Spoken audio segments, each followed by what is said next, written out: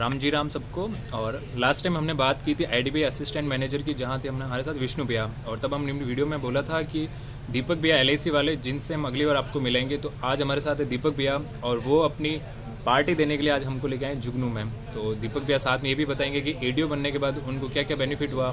ADO क्या होता है, इनिशियली जब भी कोई डेवलपमेंट ऑफिसर बनता है तो वो 3 महीने के लिए एडीओ रहता है, फिर उसके बाद वो पीडीओ बनता है, प्रोबेशनरी डेवलपमेंट ऑफिसर, और उसके बाद वो डेवलपमेंट ऑफिसर कंफर्म हो जाता है। तो दीपक भैया बताओ, डेवलपमेंट ऑफिसर बनने के बाद क्या क्या चेंजेस आए और एलआईसी का एनवायरनमेंट कैसा है, आप एक्सप्लेन करो आज हम सबको। देखो एडीओ में तो ऐसा था कि हमारी जो आपने बताया 3 महीने की थी ट्रेनिंग। हाँ। 3 महीने की नहीं थी ट्रेनिंग, थी 2 महीने की, जिसमें 1 महीने तो थी हमारी होटल की ट्रेनिंग। अच्छा। ठीक है, तो 1 महीने हम होटल के अंदर ही रहे थे। तो होटल की जब हो गई पूरी ट्रेनिंग, उसके बाद आई थी फील्ड और ब्रांच की ट्रेनिंग, ब्रांच अलॉट हो गई थी। अच्छा। वो जो भी सीखा करा फील्ड का और ब्रांच का, उसके बाद पीडीओ हो गए। हाँ हाँ। अब लोगों को लगता है कि वो हो गया, भी प्रमोशन हो गया, लेकिन प्रमोशन नहीं, अब तो लगने वाली थी पीडीओ होने के बाद। तो लगी ऐसे पीडीओशिप के अंदर आपको करना होता है अपना टारगेट कंप्लीट। अच्छा। उसके बाद होते हैं कंफर्म होता है। तो ये बताओ दीपक भैया, आपने कभी सोचा था कि आप एलआईसी में जाओगे, या कौन सी जॉब के लिए तैयारी कर रहे थे और कौन सी जॉब लग गई आपकी? मैं एलआईसी के लिए तो नहीं कर रहा था तैयारी। अच्छा। मैं बेसिकली कर रहा था बैंकिंग की। अच्छा। लेकिन अब जो लिखा हुआ था वो होना था, एलआईसी के अंदर लग गए तो लग गए। तो है ना, एलआईसी से पहले और कौन कौन से एग्ज़ाम के मेंस और इंटरव्यूज़ वगैरह आपने फेस किए, और उस एक्सपीरियंस को आपने एलआईसी के डीओ के इंटरव्यू में और मतलब इस मेंस क्लियर करने में और इस सक्सेस को अचीव करने में बेनिफिट हुआ आपको? देखो मेंस का तो ऐसा है कि मेंस कम से कम मैंने 30 से 35 मेंस दिए। अच्छा। ठीक है, और इंटरव्यू ये मेरा था दूसरा इंटरव्यू का। इससे पहले कौन सा दिया था? आरआरबी पीओ का। अच्छा। 2019 के अंदर दिया था, गांधीनगर के अंदर। तो मतलब आप पीओ बनने वाले थे और आप डीओ बन चुके हो। तो मेन मतलब डिफरेंस क्या क्या है दोनों में? मतलब सैलरी तो मेरे हिसाब से दोनों की लगभग इक्वल हाँ, है। सैलरी दोनों की इक्वल है, लेकिन बैंक पीओ के अंदर एक टाइम फिक्स होता है बैंक में बैठे रहने का पूरे दिन, भले ही वो एसी के नीचे बैठे, लेकिन जो वर्कलोड है वो रहता है, ज़्यादा रहता है बैंक में। अच्छा। अब एलआईसी के अंदर है, वर्कलोड है, लेकिन आप अपने अकॉर्डिंग कर सकते हो। अपने को जब टाइम मिला तब कर सकते हो। आप अपना काम रात में कर सकते हो, सुबह जल्दी कर सकते हो, दिन को आप सो सकते हो। अच्छा। आपको कोई बोलने वाला कोई नहीं है। तो ये बताओ डीओ का मेन काम क्या है, मतलब आपका जॉब प्रोफाइल क्या है और आपको एलआईसी के अंदर क्या करना है? मतलब आपको पॉलिसी बेचनी है या क्या करना है? एडमिन के अंदर बैठ के क्या करते हो? आपका काम बताओ दीपक। देखो डीओ लग की तो गए जो हो आप। हाँ डीओ की जो होती है जॉब प्रोफाइल, वो होती है एजेंसी रिक्रूट। अच्छा। एजेंट बनाना। अच्छा, मतलब जो ये एजेंट घूमते हैं उनको आप लोग हायर करते हो? हाँ, हायर नहीं हुआ। देखो एजेंट को हम हायर करते हैं। हायर मतलब कि एजेंट जो देखते हैं लोगों में जिनको नीड होती है पैसा कमाने की। पढ़े लिखे तो है, हाँ। लेकिन काम करते हैं, कोई नौकरी करते हैं, 10-15 हज़ार की जॉब करते हैं, कोई पार्ट टाइम फुल टाइम। कोई पार्ट टाइम अगर कोई जॉब करता है तो उसके लिए एक बेस्ट अपॉर्चुनिटी होती है काम करने की। मतलब एजेंट है ना? एजेंट को क्या क्या चाहिए होगा, क्या क्या क्वालिफिकेशन देखते हो या क्या क्या क्वालिटीज़ देखते हो? देखो एक तो 18 साल से ऊपर का होना चाहिए। अच्छा। और 10th पास होना चाहिए मिनिमम। अच्छा, और कोई एग्ज़ाम वगैरह है उनके एजेंट के लिए? एक IC38 का एग्ज़ाम होता है, जो इंश्योरेंस का ही एग्ज़ाम होता है, वो एक नॉर्मल एग्ज़ाम होता है। अच्छा। उससे हर कोई आदमी पास कर लेता है, कोई बड़ी बात नहीं है कि उसके लिए आपको पढ़ना पड़ता है। और एजेंट बनने के बाद एजेंट को क्या क्या फ़ायदा होगा दीपक भैया? आप अगर किसी को एजेंट, जैसे अगर मैं आपका एजेंट बनता हूँ या किसी को एजेंट बनना हो या सोर्स ऑफ इनकम अगर उसको जनरेट करनी हो, तो उस एजेंट को क्या क्या बेनिफिट मिलेगा एलआईसी से या आपसे? फिर आपका और उस एजेंट का क्या रहेगा, मतलब आपस में कनेक्शन? चलो आपको तो वापस बताता हूँ। आपको सबसे पहले एजेंसी मैंने ही समझाई थी। हाँ हाँ, एक बार फिर बताओ दीपक भैया, हमारे दर्शकों के लिए बताओ यार। एजेंट्स को फ़ायदे तो बहुत सारे हैं। अच्छा। मैं एक छोटे से जो नीड होती है एजेंट की, वो फ़ायदे मैं बताता हूँ आपको। सबसे पहला फ़ायदा होता है अपने को कमीशन का। अच्छा। ठीक है, आपको कमीशन अच्छा खासा मिलता है।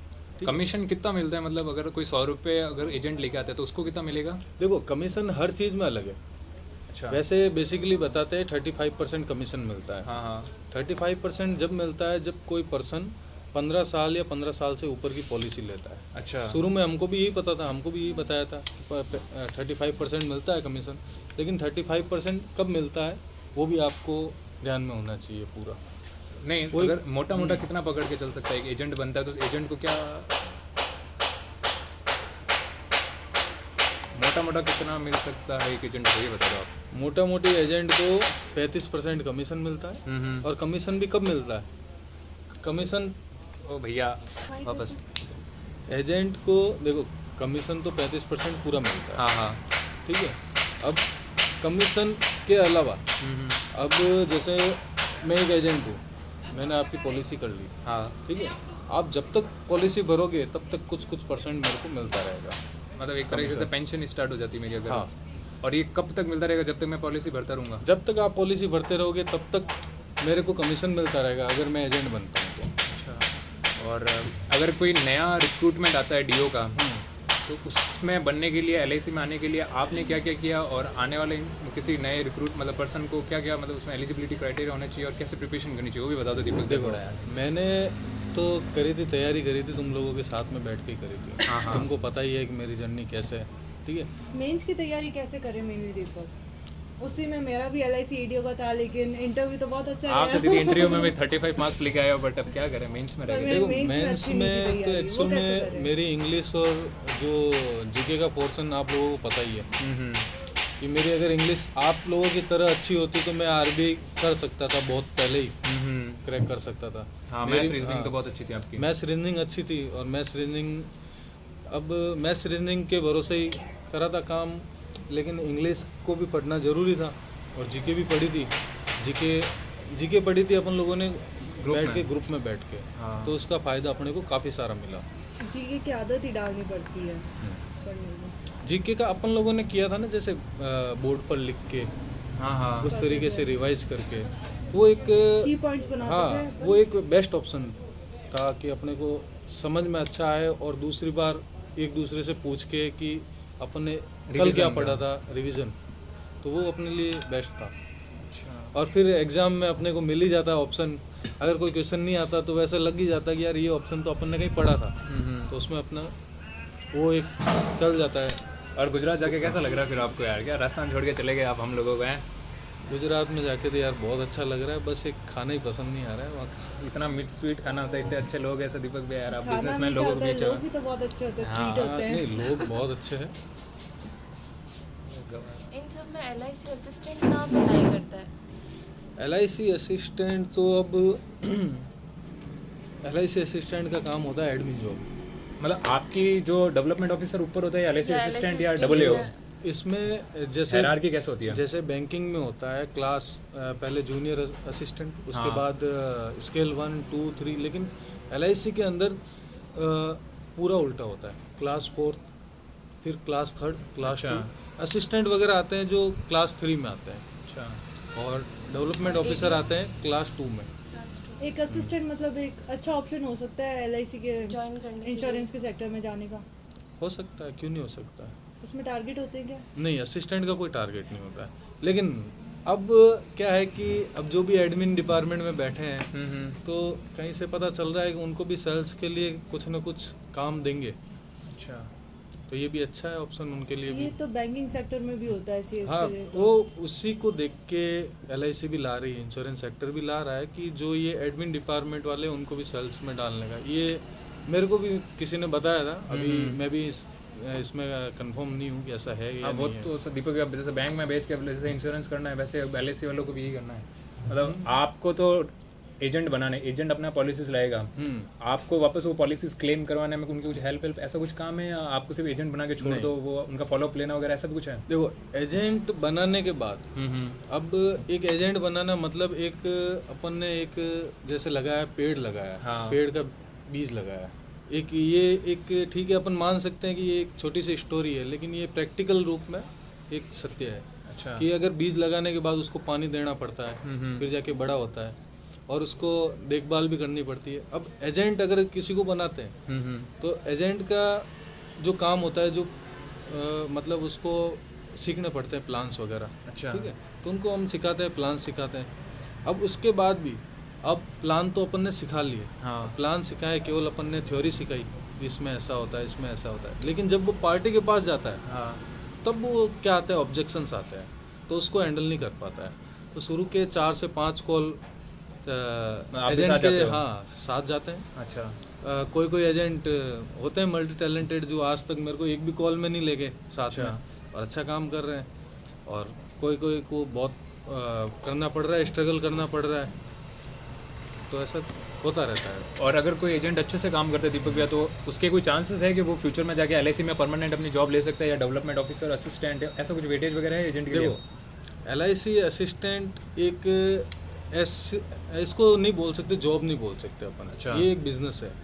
आज एक एलआईसी एजेंट, एक मैं आपको नाम बताता हूँ, भरत पारेख, हाँ। जिसकी मंथली इनकम है जो एलआईसी का जो चेयरमैन सिद्धार्थ जी मोहंती, हाँ। उनसे भी ज़्यादा है। ये एलआईसी एजेंट की जो इनकम, तो वो एजेंट के ऊपर है कि उसको मंथली कितना चाहिए। अच्छा। अब डीओ बनने के बाद एक सैलरी फिक्स हो जाती है, हाँ। लेकिन एजेंट जो होता है वो अपने जो डेवलपमेंट ऑफिसर से भी ज़्यादा कमा लेता है। ज़्यादा कमा सकता है। और ये टोटली एजेंट पे डिपेंड करता है कि वो फुल टू फुल उस पर वर्क करता है या पार्ट टाइम करता है। अगर फुल फ्लैश होकर काम करते हैं तो वो ज़्यादा भी पैसे कमा सकता है। और जैसे आपका जैसे सिटी से लगभग 10 से 12 लाख का है, तो आपका भी कुछ टारगेट है क्या कि उतना टारगेट पूरा करने के बाद ही आपको फिर अपनी जॉब सिक्योर करनी है या परमानेंट जॉब है, क्या सीन रहता है? देखो टारगेट तो है, ठीक है। अब टारगेट आप कहेंगे तो इसमें बढ़ा भी देंगे हम आपको, बाकी आपको हाँ, कितना होता है? जैसे मैंने अप्रोक्सीमेट, जैसे सैलरी स्ट्रक्चर आपका इतना है, परसेंटेज हाँ, आपको कितना रेशियो मेंटेन करके रखना है अपनी जॉब को सिक्योर रखने देखो के लिए? अभी पहले होता था कि अपनी जो सैलरी का 5 टाइम, अच्छा। मतलब 12 महीने की सैलरी का 5 गुना आपको उसको मानते थे कॉस्ट, हाँ। कितने लाख तक का आपको प्रीमियम करना है। लेकिन अभी एलआईसी में कुछ किया है, चेंजेस किया है कि हमारा एक टारगेट फिक्स कर दिया है अच्छा। कि 26,40,000 विदाउट जीएसटी, अच्छा। इतना आप प्रीमियम आप करते हो तो आप कंफर्म होते हो। और उसके अलावा 2 टारगेट और है, 300 पॉलिसीज है और 15 एजेंट। तो ये ना आपको हर साल नए बनाने हैं या वही रिपीट होंगे, या देखो, एक बार करके छोड़ दिया? एजेंट जितने आप अधिक बनाओगे, हाँ हाँ। उतनी आपकी टीम बड़ी होगी, अच्छा। ठीक है। और एजेंसी में ऐसा रहा है मेरा एक्सपीरियंस कि अगर आप 10 एजेंट बनाते हो तो उसमें काम करने वाला एक ही होता है, अच्छा। ऐसा रहता है। मतलब वो पर्सनल हो जाता है एजेंट पे, एजेंट बनने के बाद कितना एक्टिव रहता है नहीं रहता वो उस पे है। अगर देखो, पर्सनल इंटरेस्ट है हाँ। तो ज़्यादा एक्टिव रहेगा। अब किसी किसी का ये रहता है कि जैसे किसी ने कॉल किया एजेंट ने, हाँ। ठीक है, तो उसका जो पॉलिसी हो गई, उसकी कॉल उसकी हो गई, क्लोज हो गई, हाँ। तो उसको मज़ा आ जाता है काम करने में। अच्छा। और किसी का ऐसा रहता है कि काफ़ी कर रहा है ट्राई, लेकिन उसके बावजूद भी नहीं हो रहा है, तो वो फिर ख़त्म कर दे, हार जाता है, काम करना बंद कर देता है। और कितने टेक्निकल क्वेश्चंस है तुम्हारे? और दीपक जोधपुर के दोस्तों को मस्ती करते हैं? अरे बहुत मिस करते हैं, तभी तो हर वीक आते हैं। नहीं दीपक भाई, आप आते रहा करो ऐसे पिज़्ज़ा विज़ा और हमसे से मिला करो ताकि हमें भी अच्छा लगे, मोटिवेशन होती रहे। धीरे धीरे आप पूछ लो कुछ, दीपक भैया से आपको पूछना, आपके सीनियर और दोस्त है। ये जो भी है ना, Motivation मिलती रहेगी ये चीज़ें। कम से कम है ना, ये बोल रहे हैं ना दीपक भैया पार्टी देने के लिए आए हैं, तो ये पार्टी कितनी बार की है? ये दीपक भैया कौन सा देखो, टाइम पार्टी का है? यार, मतलब कितनी बार दे दी है आप मैंने, ये जितनी बताओ बार आप। दो उतनी बार कम है दीपक भैया, आप हमारे आदर्श हो यार, हमारे लिए। आदर्श हो यार। आप जब जब जोधपुर आते हो ना तो हमें ऐसा लगता है कि बड़े भाई आए हैं और इस बार कुछ अच्छा होगा। आप आते हो तो हमें ये पिज़्ज़ा विज़ा देखने को मिलते हैं, बाकी तो हम सिर्फ फोटो में देखते हैं। नहीं अच्छा है। देखो ऐसा है कि जब तक आप स्ट्रगल कर रहे हो, मतलब मैंने जो स्ट्रगल किया है, अभी मैं बताऊंगा तो काफ़ी टाइम लग जाएगा बताने में। अच्छा। बाकी इस जो स्ट्रगल के टाइम के जो दोस्त हैं, उनसे मिलने के लिए तो फिर आपको टाइम निकालना ही पड़ेगा। बैंकिंग सेक्टर में आप टाइम नहीं दे पाओगे किसी को, ठीक है। अब एलआईसी के अंदर मतलब हर वीक, हर सैटरडे संडे आपका ऑफ है, हाँ। लेकिन अब मेरी जॉब ऐसी है कि हर सैटरडे संडे में ही काम होता है। अच्छा। एजेंट्स अगर कोई कॉल पे ले जाएगा, हाँ हाँ। तो जब पार्टी फ्री होगी तो पार्टी के टाइम के अकॉर्डिंग अपन को जाना पड़ेगा, अच्छा। तो उसके अकॉर्डिंग अपन को। बैंक की जॉब से आपकी जॉब कितनी ज़्यादा सेफ, सिक्योर और मतलब चैलेंजिंग है, और फैमिली को कितना टाइम दे सकते हो इसमें? मतलब अगर कल को एलआईसी की जॉब आए तो कोई इसमें स्विच करके बैंक में आ सकता है, या कोई एलआईसी छोड़ के बैंक में भी जाते हैं, ऐसा कुछ होता है क्या? जाते हैं काफ़ी लोग एलआईसी छोड़ के बैंक में जाते हैं। और बैंक से एलआईसी में मतलब आप थोड़ा ऐसे डिफरेंशिएट करके बता दो दीपक भैया। बैंक से भी एलआईसी के अंदर बहुत लोग आते हैं। अच्छा। एक हमारे साथ में है, हमारे सीनियर ऑफिसर है, 2016 बैच। अच्छा। वो बैंक पीओ को छोड़ के आए। नहीं वो तो फिर यार दीपक भैया, सैलरी स्ट्रक्चर सेम है तो लगभग थोड़ा तो वही है ही है यार। नहीं, सैलरी के अलावा भी उस बंदे ने अभी इस साल भी अपनी सैलरी के अलावा कम से कम 30 से 35 लाख का आई भी कमाया। अच्छा। अब बैंक के अंदर अपने एक सैलरी तक आदमी सीमित रह जाता है, हम्म। आईबी नहीं मिलता है, तो आईबी भी कमाने के लिए अब वैसे हाँ मेहनत भी लगती है, आईबी भी ऐसे नहीं कमा सकते, हर चीज़ में मेहनत लगती है। अब उन भाई साहब के पास टीम है, 100+ लोगों की टीम है। अच्छा, तो दीपक भैया मैं मतलब ये कह सकता हूँ कि जो मोदी जी का सपना है सबको रोजगार दो, आप उसको पूरा कर रहे हो एक तरीके से लोगों को हायर करके। तो आप एक बार है ना डिटेल से बता दो कि अगर किसी को एजेंट बनना हो तो उसको क्या क्या क्वालिफिकेशन चाहिए, LIC से उसको क्या क्या बेनिफिट हो सकता है। जैसे अभी है ना पहले 3 लाख का उसको जो ग्रेचुटी वगैरह या जो भी मिलता था अलाउंसेस वो भी 5 लाख हो गया है। 5 लाख रुपये, और काफ़ी नॉलेज है आपको। नॉलेज तो रखनी पड़ती है दीपक भैया। मैंने ना मतलब क्या बोलते हैं, मैं तो कट ऑफ से भी ज़्यादा मार्क्स लेके अहमदाबाद से सेलेक्ट था, पर हमने फॉर्म राजस्थान से भरा, बट हम रह गए। हमारे दीपक भी वहाँ से सेलेक्ट हो गए हैं और भी कुछ लोग सेलेक्ट हो गए हैं। बाकी तो दीपक हम की मेंस की तैयारी बहुत अच्छी थी। दीपक भैया की तो दीपक भैया यार बहुत से हम सबके दीपक भैया बस एजेंट कैसे बनना है और किसी को बनना हो तो एजेंट का बता दो, ताकि है ना मोदी जी की इस मुहिम में एक और आप भी उसमें कदम से कदम बढ़ा के चलो। देखो रोजगार ये एजेंट की अगर कोई मान के चलता है ये एक जॉब है, तो वो एक जॉब नहीं है। अच्छा। ठीक है, ये एक अपना खुद का बिजनेस है। अगर आप कोई लगाते हो पान का छोटा मोटा केबिन भी लगाते हो, 2-5 लाख रुपए लगाते ही हैं अपन, ठीक है, लेकिन उसमें भी अपने को ये नहीं है कि यार चलेगा कि नहीं चलेगा। लेकिन पान का गल्ला यहाँ जोधपुर में चल जाता है, लोग खूब है शौकीन पान के, ठीक है।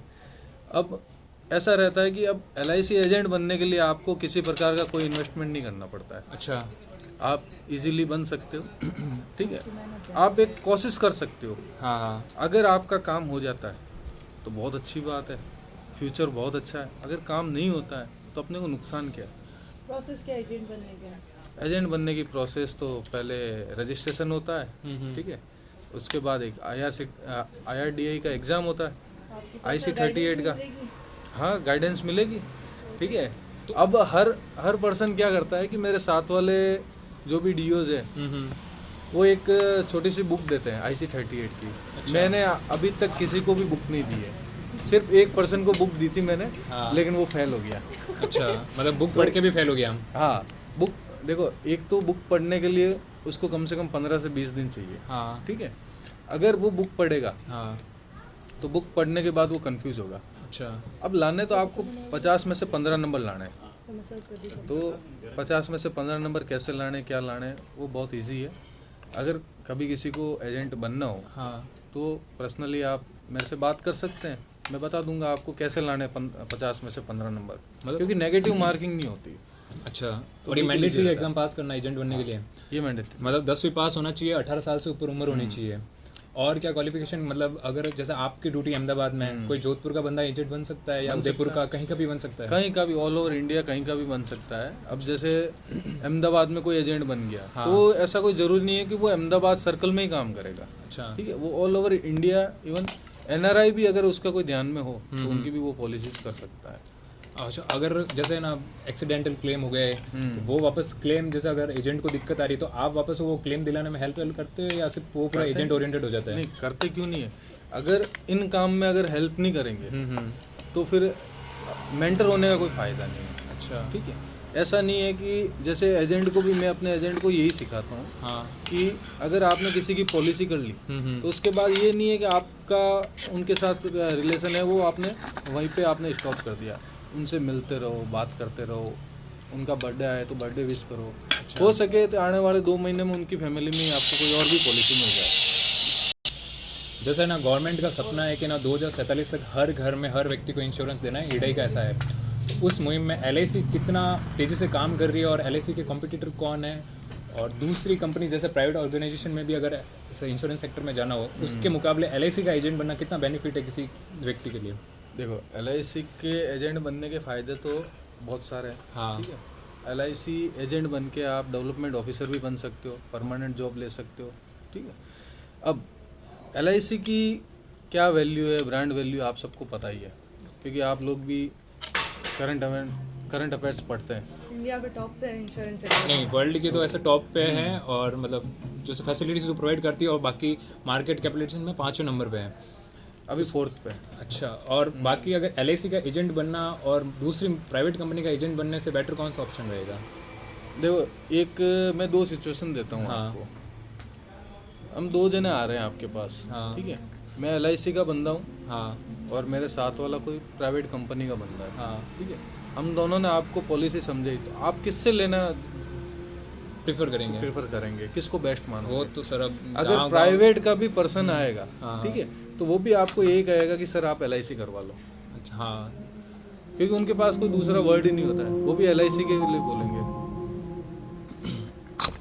ठीक है दीपक भैया, आपने इतना अच्छा टाइम दिया हम सबको, और हम उम्मीद करते हैं कि आपके जो एजेंडा बनते रहिए, और आप हमारे सीनियर हैं, हमें बहुत अच्छा लगा। पूरा करो। आप अपना जल्दी टारगेट पूरा करो, और मिलते हैं हम आपको अगली वीडियो में। Each and number